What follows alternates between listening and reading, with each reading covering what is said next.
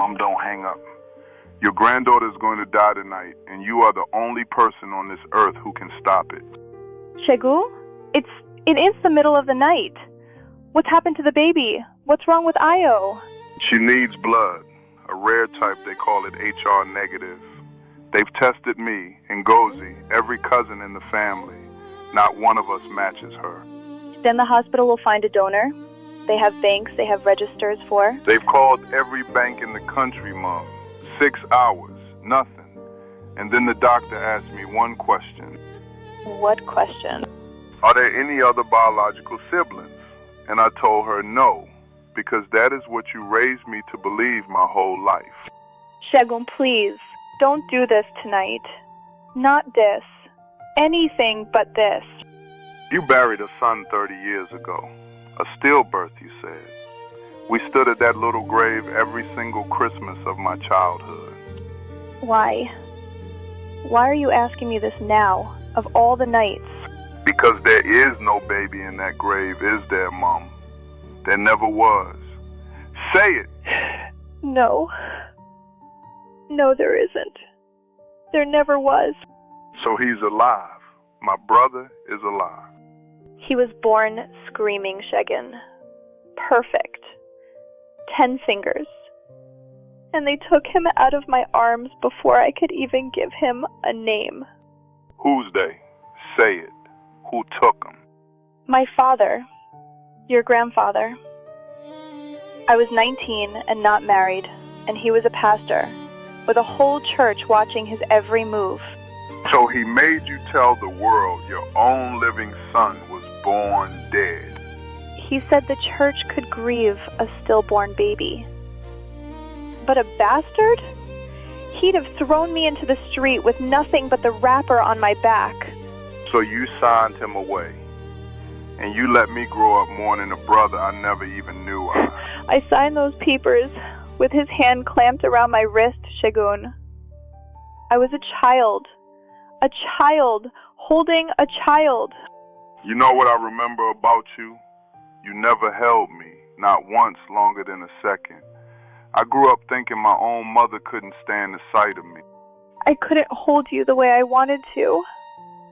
God forgive me. I had already lost one boy I loved like that. I was terrified to love another son that hard. That's why I stopped calling you. 5 years, Mom. 5 years I thought you were just cold. I was grieving a living child I was not allowed to name. It froze me into ice. I know it did.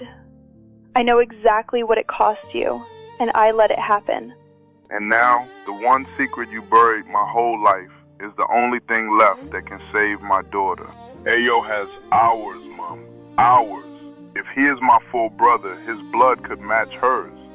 Do you have any way at all to find him? I never lost him. What? What do you mean you never? I know his name. I know the town. His mother posted me a photograph every Christmas for 25 years in secret. I watched him graduate from across a car park, and I never said a word. You've known where my brother was my entire life. His name is Michael. And Segun, I already called him. An hour ago. The second your cousin told me the baby was dying. You called him before you called me? He is a father too, Segun. He said yes before I finished the sentence. He didn't ask one single question. Not one. Where is he? Where is he right now, Mom? Look out the window of that ward, down at the car park. The man in the gray coat, walking toward your daughter, that is your brother, Segun. That is Michael. A dying newborn needed one rare kind of blood, and a 30-year-old lie had nowhere left to hide. A pastor's daughter, 19 years old, ordered to call her living son a stillbirth and mourn him at an empty grave. A mother who spent 3 decades frozen into ice, too afraid to love a second son as hard as they'd made her give up the first, until that fear cost her him too. And a brother given away, who said yes before she could even finish the question. So here's what we can't decide for you. Was Folake a monster who sold her child and faked a grave, or a girl with a fist around her wrist and nowhere to run? Was 30 years of coldness cruelty, or grief for a child she wasn't allowed to name? Would you have forgiven her? And if it were your baby behind that glass tonight, and the only match on earth was the secret your mother buried, could you ever look at her the same way again?